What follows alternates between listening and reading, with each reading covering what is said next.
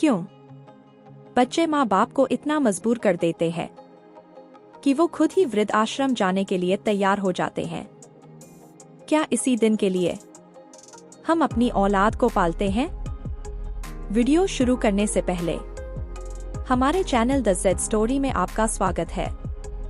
प्यारेलाल जी को शहर में आए अभी 2 साल ही हुए थे।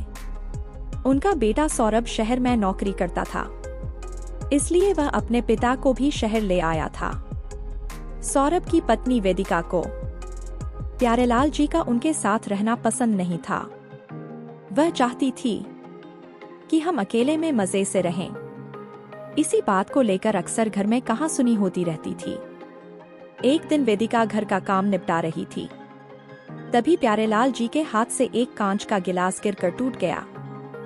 वेदिका को बहुत गुस्सा आया। वह बोली, बाबूजी, आपको दिखाई नहीं देता कि मैं सारा दिन घर का काम करती रहती हूँ और आप नुकसान करते रहते हैं? अब कौन यह समेटेगा? वेदिका की बात सुनकर प्यारेलाल जी बोले, बेटी, मैं साफ कर देता हूँ। यह कहकर प्यारेलाल जी कांच के टुकड़े समेटने लगे। तभी एक कांच उनके पैर में चुभ गया। खून की धार फूट पड़ी। प्यारेलाल जी ने किसी तरह कांच का टुकड़ा पैर से निकाला और बहू को आवाज दी। वेदिका आई और खून देखकर चिल्लाने लगी, ये क्या किया? सारा फर्श गंदा कर दिया। दवा लगाइए, इस पर जाइए अपने कमरे में। मेरा काम और बढ़ा दिया। प्यारेलाल जी लंगड़ाते हुए अपने कमरे में पहुंच गए। सामने टेबल पर उनकी पत्नी की फोटो रखी हुई थी। उसे देखकर उनकी आंखों में आंसू आ गए। जब वह जिंदा थी तो प्यारेलाल जी को कभी एक गिलास पानी नहीं लेने देती थी। उनका बहुत ख्याल रखती थी। शाम को जब सौरभ घर आया तो वेदिका ने उसे सारी बात बता दी। सौरभ पापा के कमरे में गया और बोला, पापा, मुझे लगता है आपको यहाँ लाना ही नहीं चाहिए था। आप एक जगह चैन से बैठ नहीं सकते क्या? प्यारेलाल जी कुछ नहीं बोले, बस चुपचाप बैठे रहे। कुछ देर बड़बड़ाकर सौरभ बाहर चला गया। प्यारेलाल जी कहीं अतीत में खो गए। जब सौरभ पैदा हुआ था, उन्होंने पूरे गांव को दावत दी थी। उनकी पत्नी यशोदा ने बहुत लाड़ प्यार से सौरभ को पाला। सौरभ जब थोड़ा बड़ा हुआ तो प्यारेलाल जी उसे अपनी साइकिल पर बैठाकर स्कूल छोड़ने जाते थे। गांव से दूर बड़े से स्कूल में उसका दाखिला करवाया था। दोपहर को खेत में काम करते करते हमेशा घड़ी देखते रहते थे। जैसे ही सौरभ की छुट्टी का समय होता, उससे पहले ही स्कूल के गेट पर पहुंच जाते थे। सौरभ को घर पर छोड़कर फिर साइकिल उठाकर भरी दोपहर में खेत पर जाते और रात तक मेहनत करते थे। सौरभ जब 5वीं 8वीं क्लास में आया तो एक दिन अपने पिता से बोला, पिताजी, आप मुझे स्कूल छोड़ने मत जाया करो। मेरे सारे दोस्त मजाक उड़ाते हैं। आप मुझे एक साइकिल दिलवा दो। माँ बोला, अच्छा, अपने बाप के साथ जाने में शर्म आती है? कोई साइकिल नहीं मिलेगी। जाना है तो पैदल जा। प्यारेलाल जी ने सचिन की बात को समझकर उसे साइकिल दिलवा दी। धीरे धीरे वह पढ़ लिख गया। अगर आपने वीडियो को अभी तक लाइक नहीं किया तो प्लीज लाइक जरूर करें। आपके एक लाइक करने से YouTube वीडियो को और लोगों तक भेजता है, जिससे हमारे चैनल को बहुत सपोर्ट मिलता है। तो प्लीज लाइक का बटन जरूर दबाएं। और शहर जाकर नौकरी करने लगा। प्यारेलाल जी से अब काम नहीं होता था। सौरभ हर महीने कुछ पैसे भेज देता था। एक दिन सौरभ गांव आया और उसने बताया कि उसने एक लड़की पसंद कर ली है। वो दोनों शादी करना चाहते हैं, लेकिन वह आप लोगों को शादी में नहीं बुला सकता। शहर की शादी में आप लोग सही नहीं रहोगे। यह सुनकर प्यारेलाल जी और माँ का दिल टूट गया। माँ ने तो कुछ ही दिन बाद बिस्तर पकड़ लिया।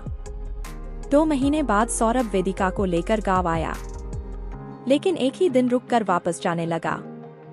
प्यारेलाल जी ने उससे कहा, बेटा, कुछ दिन रुक जा। शायद तेरी माँ की अंतिम घड़ियां आने वाली है। कुछ दिन तुम लोग साथ रहोगे तो उसे अच्छा लगेगा। सौरभ ने कहा। पिताजी, वेदिका नहीं रुकेगी। उसे गांव पसंद नहीं आ रहा है। दोनों चले जाते हैं। कुछ दिन बाद माँ अपने बेटे को याद करते करते दम तोड़ देती है। उस समय सौरभ और वेदिका दोनों 13वीं तक रुके थे। फिर रिश्तेदारों के कहने पर सौरभ अपने पिता को शहर ले आया, लेकिन अब दोनों उनसे परेशान हो चुके थे। प्यारेलाल जी का अब कोई ठिकाना भी नहीं था। गांव का मकान और खेत सौरभ ने बेच दिए थे। उसी पैसे से उसने एक फ्लैट खरीदा और किराए के मकान से उसमें आ गया। एक दिन शाम के समय प्यारेलाल जी उदास एक पार्क में बेंच पर बैठे थे। उनके जीवन का अब कोई मकसद नहीं था। तभी उन्होंने देखा 3-4 उनकी उम्र के लोग वहीं पार्क में बैठे हंस रहे थे। सभी एक दूसरे से मजाक कर रहे थे। प्यारेलाल जी को यह देखकर अपने गांव की याद आ गई। गांव की चौपाल पर वे भी गांव वालों के साथ अपने सुख दुख बांटते थे। इसी बीच किसी की आवाज से उनका ध्यान भटका। उन्होंने नजर उठाकर देखा तो उनमें से एक सज्जन उनके सामने खड़े थे। वे प्यारेलाल जी से बात करने लगे। उन्होंने अपना नाम राजेंद्र बताया। उन्होंने कहा, आप भी बहू बेटे से परेशान हो? प्यारेलाल जी ने कहा, नहीं नहीं, ऐसी कोई बात नहीं है। यह सुनकर राजेंद्र जी हंसने लगे। अरे भाई, हमसे कुछ छिपा नहीं है। हम सब भी अपने घर वालों से परेशान थे, लेकिन आज देखो हम कितने मजे में हैं। यहीं पास में एक आश्रम है, वहीं रहते हैं। जो मन में आए वो करते हैं, जहां जाना हो जाते हैं। वहां बड़े प्यार से नौजवान हमारी सेवा करते हैं। समय पर खाना मिलता है, साथ ही हंसी खुशी का माहौल रहता है। छोड़े इस उम्र में अपनी बेइज्जती करवाना, आ जाओ हमारे संग। यह सुनकर प्यारेलाल जी की आंखों से आंसू बहने लगे। राजेंद्र जी ने बाकी सबको भी बुला लिया। फिर वे प्यारेलाल जी को आश्रम दिखाने ले गए। वहां सब खुशी खुशी रह रहे थे। वहां उन्हें कुछ लड़के लड़कियां मिले जो वहां सेवा करते थे। उन्होंने बहुत प्यार से प्यारेलाल जी की सारी बात सुनी और उनसे कहा, दादाजी आप हमारे आश्रम में आ जाइए। यहाँ हम आपकी इतनी सेवा करेंगे कि आप अपना दर्द भूल जाएंगे।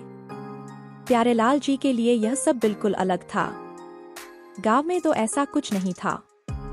अगले दिन वे अपना सामान लेकर घर से चल दिए।